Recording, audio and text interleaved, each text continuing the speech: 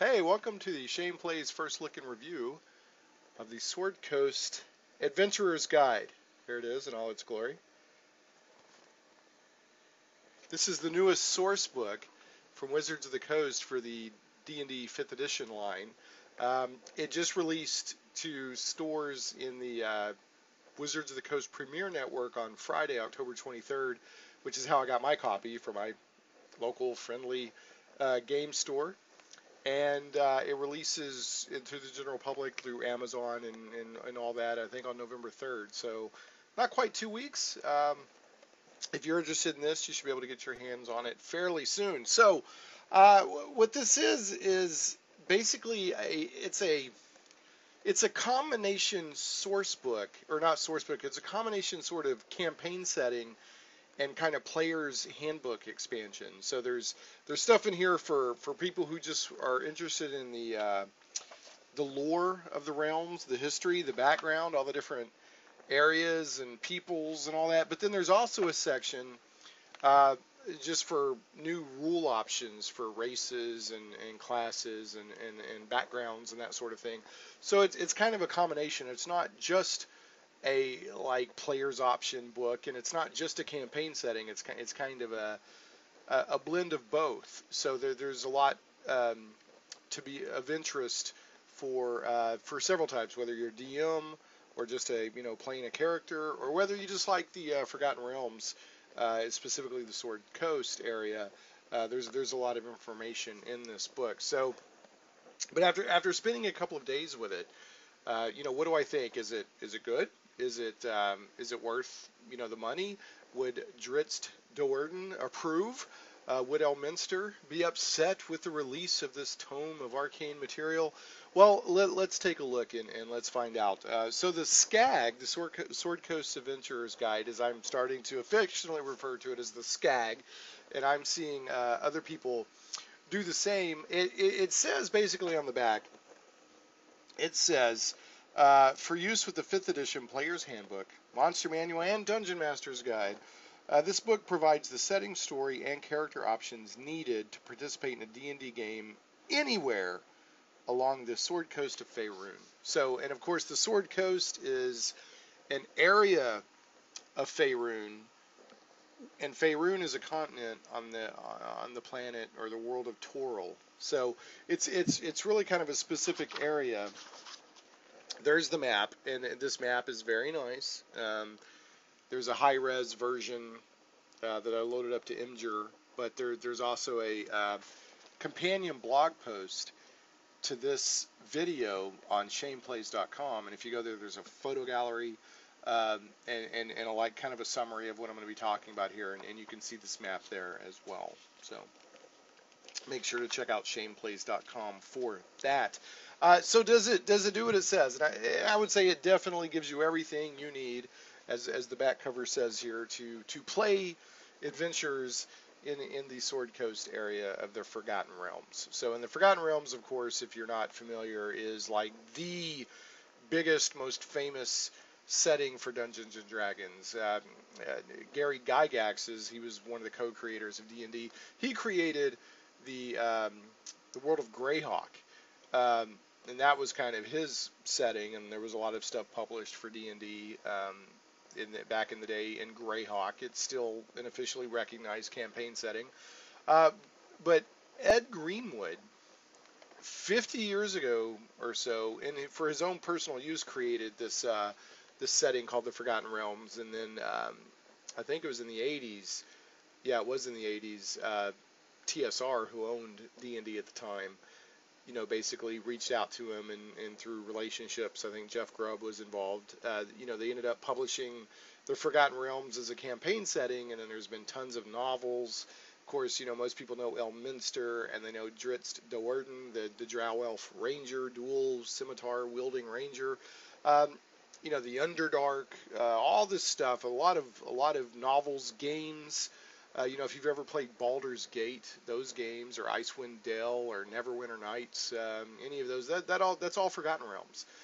So it's very rich, both from a Dungeons and Dragons perspective, but also fiction. In fact, I think Ed Greenwood, who publishes a lot of the novels for the Forgotten Realms, is one of the most well-known or well-published Canadian authors. I mean, he's published a lot of books and is extremely well-known. So this is a very rich setting to be gallivanting around in. This is by no means the first Forgotten Realms material that's ever been published for Dungeons and Dragons. I do think it's the first um, of this kind of book for um, 5th edition, although, you know, a lot of the adventures like Out of the Abyss and Princes of the Apocalypse, Horde of the Dragon, I think those have been set in the Forgotten Realms, but I think this is the first kind of, you know, there's no adventure in here, I guess is what I'm saying. It's just like flavor and extra rules and that sort of stuff. There's no adventure that goes along with it, so it's almost like a reference book for the Forgotten Realms for 5th edition, which I think this is the first of that for the 5th edition stuff.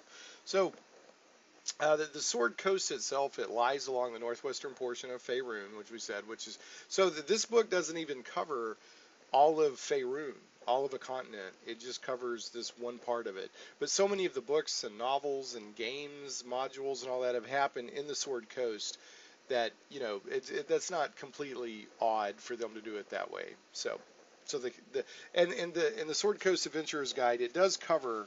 Once again, if you go to ShanePlays.com and look for the companion blog post here, and that Shane plays like Shane, and I like to play stuff. Shane Plays, not Shane's Place. I've had people go, I can't find it. I'm looking for Shane's Place, and like my place where I hang out, and it's ShanePlays.com, and there will be a link in the video notes here. So, but there is some realms specific lore in here that would be like the history of the realms.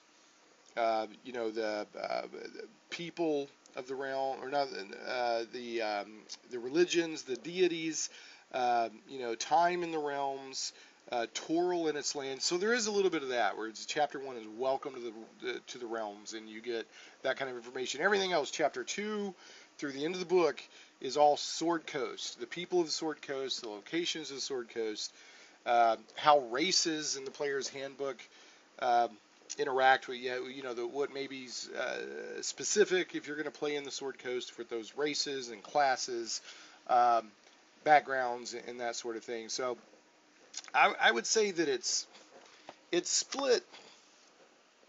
I'm going to say roughly, you know, 2/3 is sort of lore and settings and information, and then 1/3 roughly is rules. So you get into classes and races, background, spells, that sort of thing. So that's kind of how it breaks down, and it you know, this is a little thinner. It feels right off the bat, you're like, oh, this isn't as thick as some of the other rule books, and that's fine, because the price tag is actually $10 cheaper than your average source book or rule book for 5th edition.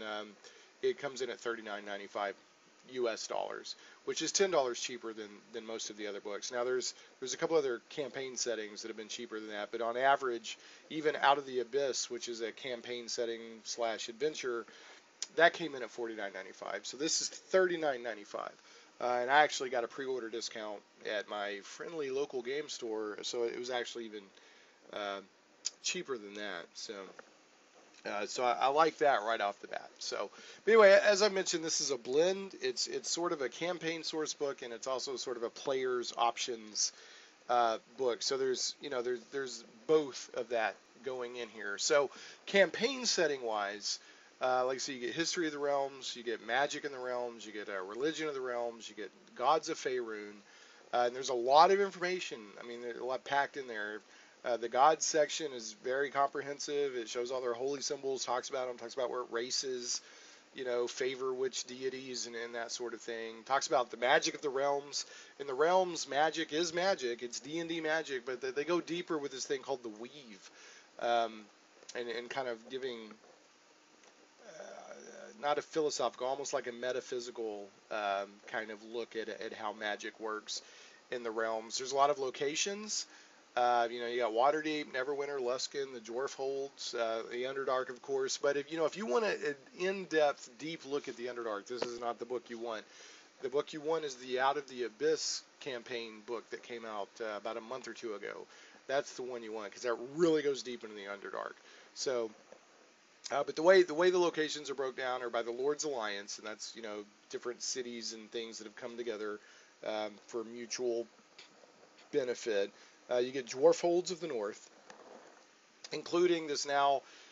This is updated with a lot of the newer stuff that's been happening, like in the books and whatnot. So Gontalgrim, I think I'm saying that right, is now considered a dwarf hold, and that just was retaken by the dwarves in Archmage. Um, the novel Archmage by R.A. Salvatore. That just came out a couple of months ago. So it's pretty updated with that. The island kingdoms, including, I hope I'm saying this right, Moonshai or Moonshay. In fact, back in the day, I think the first Forgotten Realms novel that was published, even before the Crystal Shard, which introduced Drizzt, was Darkwalker on Moonshay. So those island kingdoms are in there. The independent realms, which I guess would include like 10 towns and that sort of thing. And then the Underdark. Those are sort of the locations that are covered.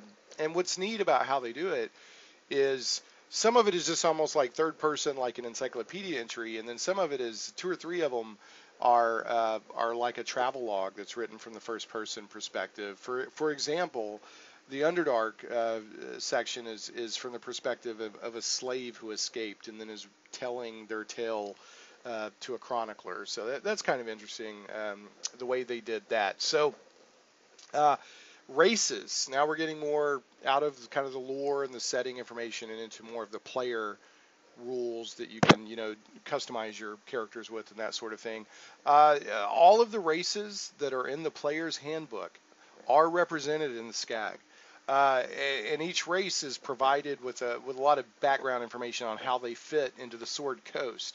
So yeah, you have the same dwarves and the same elves and the same halflings and the same dragonborn and all that are in the player's handbook. They're in the Forgotten Realms in the Sword Coast, but they have different motivations, perhaps different ways they group together, different ways they do things, and some of them have variants or subclasses. So now not every race gets new rules, but the ones that do, the dwarves get a new class or subrace. They get the Dorger, the Durger, the dark dwarves. The halflings get a ghostwise halfling. The gnomes get the Sverfneblin, which is also a deep gnome. The half elf gets 4 variants. And then the tieflings get 5 variants. They're not exactly subclasses, but they're kind of variants that you can change things a little bit. So, and then the other races all get a lot of rich information on, here's how they live and here's what they do and here's the analog. Even though it's called this in the realms, the analog in the player handbook is this. So you still get like a lot of, like if I'm playing an elf in the realms, you get a lot more information on how you would do that and fit in with the existing realms lore. So pretty comprehensive in my opinion. I think it would have been neat if every race had gotten some sort of subclass or variant, but I guess they're not trying to make stuff up just to make stuff up. They want to go by the existing realms established lore in history, I suppose. Now the classes, the rules that apply to the classes, just like with the races, all the classes from the player's handbook are present in the Sword Coast and in the SCAG, and all classes come with a nice helping of realms-specific descriptive information, just like the races do. So if you're a ranger, or if you're a fighter, or if you're a sorcerer, or a barbarian, or whatever, even if you don't have new rules that you can use to customize your character, you get a wealth of information on here's how rangers, or here's how bards, or here's however fit into the realms. So, for the people that like to role play, ROLE, and not just role play, ROLL, there's a lot of information here to help you kind of get your mind around what would my bard be like in the Sword Coast? What kind of background might he have? How would people react to him? That sort of thing. For example, in the Sword Coast, in the realms, there's an organization called the Harpers.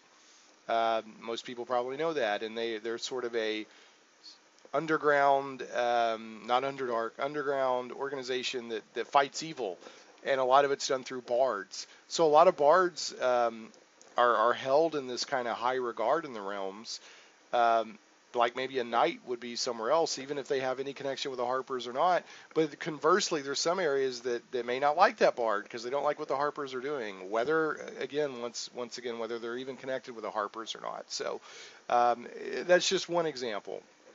A lot of more examples. The humans. Well, now I'm going back to race now, but the humans have all kinds of ethnicities listed. There's a lot of just really interesting stuff going on here. But let me give you a quick breakdown of what you might get with the classes as far as rules options, not the descriptive flavor, but this is the rules options. The barbarians get 2 new primal paths. The bards get 3 colleges.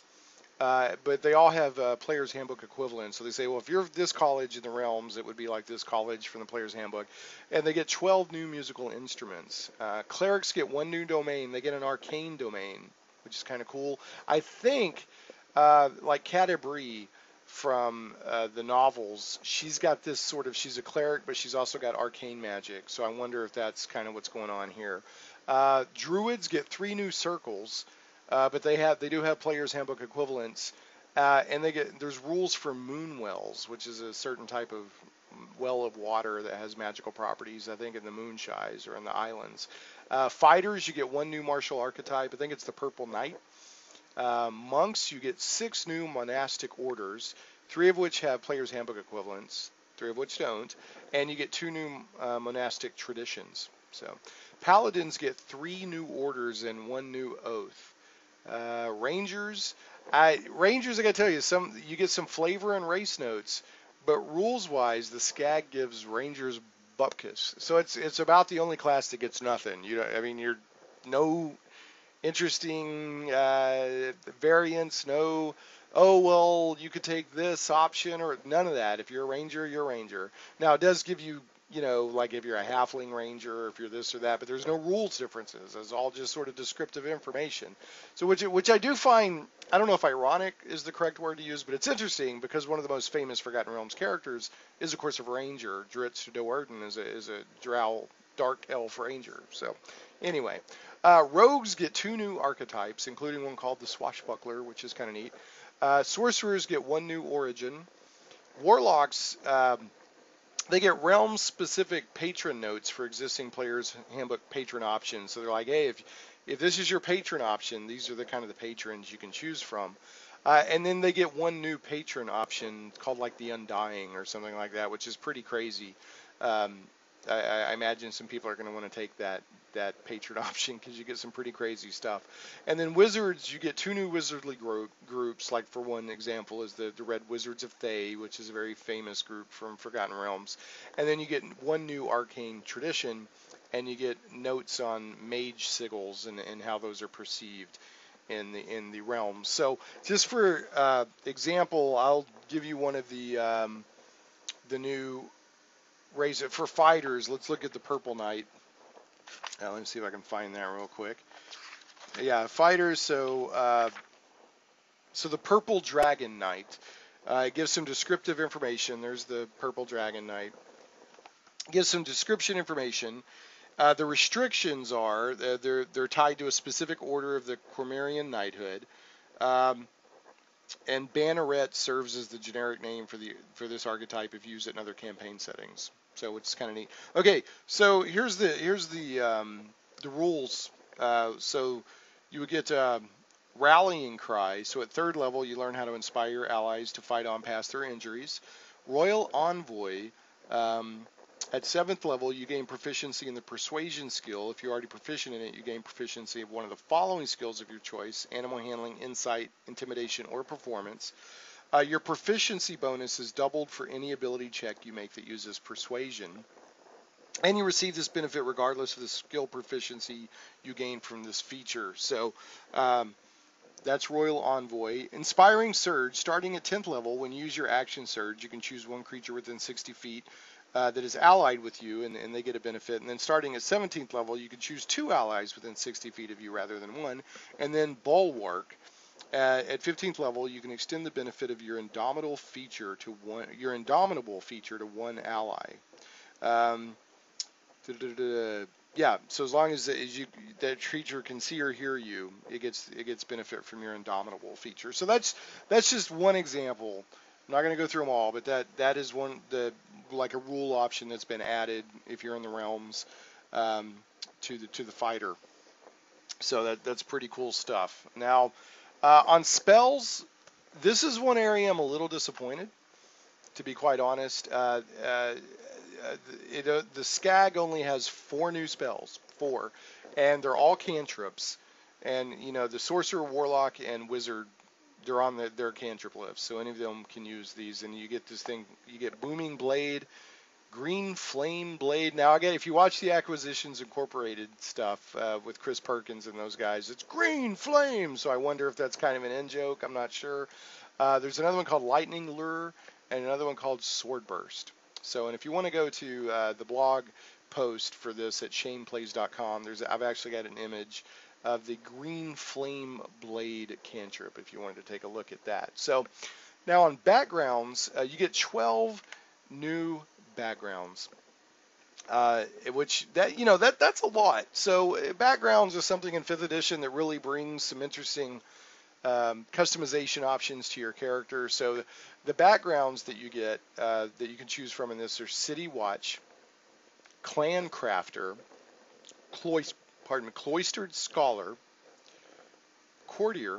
Am I saying that right? Courtier, a Faction Agent, a Far Traveler, an Inheritor, a Knight of the Order, a Mercenary Veteran, an Urban Bounty Hunter, and that one sounds kind of cool, Uthgard Tribe Member, and Waterdavian Noble. So those are the backgrounds that you get with this book. And we'll just take a look at one. Let's look at Urban Bounty Hunter. That one sounds kind of neat to me.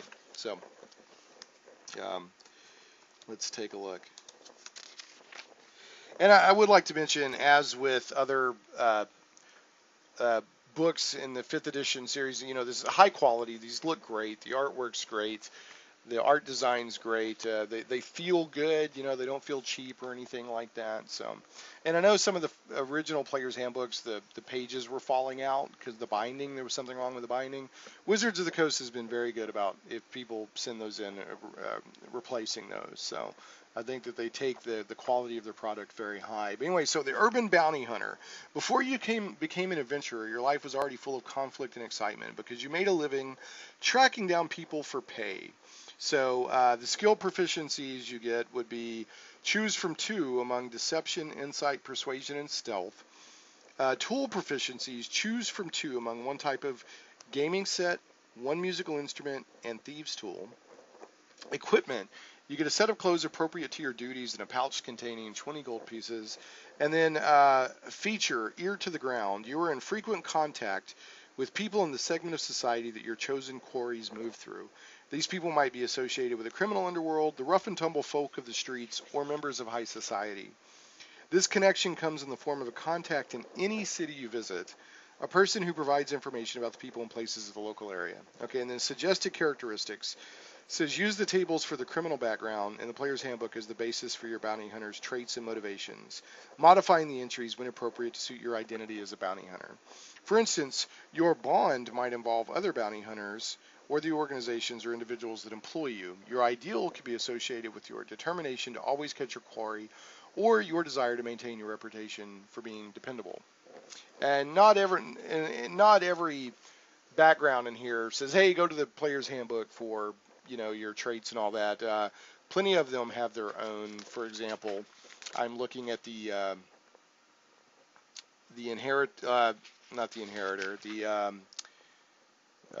Far Traveler has its own. I don't know if you can see that or not, but the Far Traveler has its own charts for traits, ideals, bonds, and flaws. So not all of them say, hey, go to the Player's Handbook. Some of them do. All right, and then last, I really like. You probably won't be able to see this, but there's an appendix in there. This is class options in other worlds, and I think this is really neat.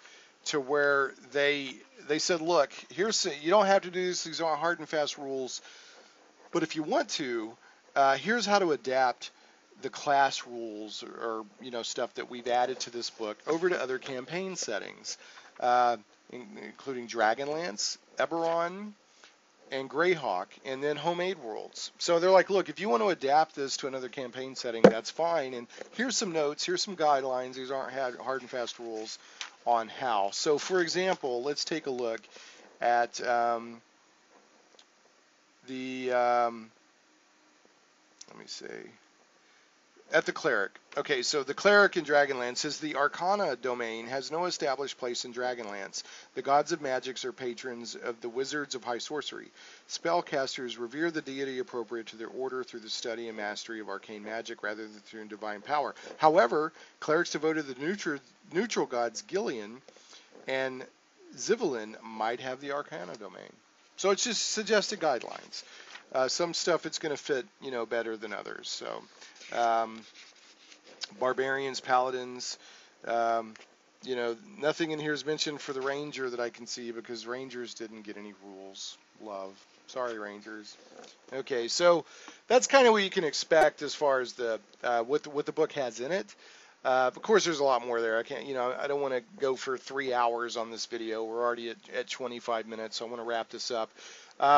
But here's some other kind of notes I had here that I want to finish up on. And then, you can please do check out the post over at shaneplays.com and see the photo gallery and kind of a summary of what I've kind of gone through here if you'd like. Excellent art direction, overall quality continues on the 5th edition books with the SCAG, the Sword Coast Adventurer's Guide. Looks great, feels great, high production values. Already mentioned it felt lighter. It's $10 cheaper than most of the other books, so that's good. I didn't want to, and I kind of touched on this earlier, but I want to mention again. The Sword Coast would seem to be a somewhat limited region for its own source book, as opposed to the entire continent of Faerûn or the entire world of Toril. But I mean, given the amount of game supplements and novels and computer games over the years set in just the Sword Coast area, including the Underdark, which the Underdark's a huge area, it basically doubles, the size and the adventuring potential of the Sword Coast area. The Sword Coast has earned its place as a rich, varied setting of its own. That entire campaigns and even campaigns of campaigns can be run in without running out of space. As it were. So it's easy to get lost in the campaign setting portion of the SCAG, such as history, locations, and deities. I mean, there's a lot there. So at first I was like, just the Sword Coast? Really? I mean, why not the whole Forgotten Realms or the whole world of Toril or whatever, and or the whole continent of Faerûn, not the whole Forgotten Realms? And they could have done that, but there's a lot here. I mean, you can do a lot with this.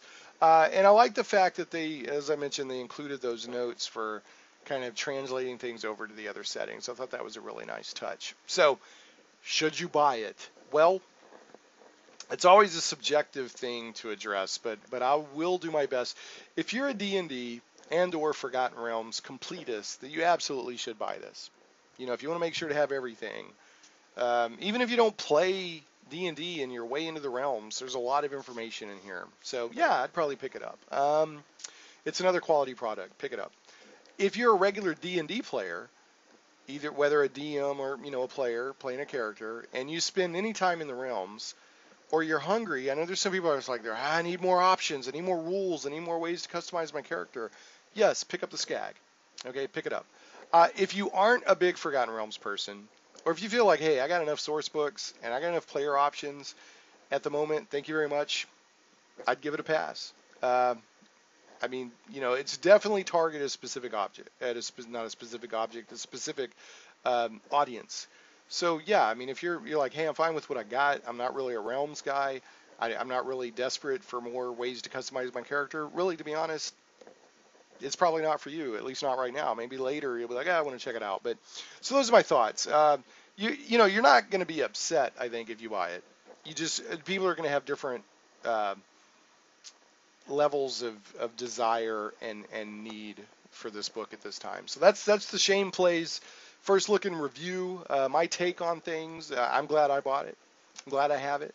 I plan to use it. In fact, Tuesday night at my gaming group, I plan to drop it on the table and say, hey guys, let's take a look at this and see if there's anything we want to do with it. So, because it's it's a good night to do that. We're kind of in an in-between session, in between major parts of our campaign. And I know we were doing some character stuff anyway, so it'll be a good night to do it. And we're in the realms. We happen to be in the realms right now in our campaign. So Again, thanks for watching. If you like this video, please leave it a thumbs up and maybe a comment on YouTube. That helps me out a lot. And please do feel free to visit the shaneplays.com website for the blog, the companion blog post to this review. So thanks for listening. Thanks for watching. Make sure to check out the photo gallery on the blog post, and happy sword coasting. Thanks so much, and I'll catch you next time on Shane Plays.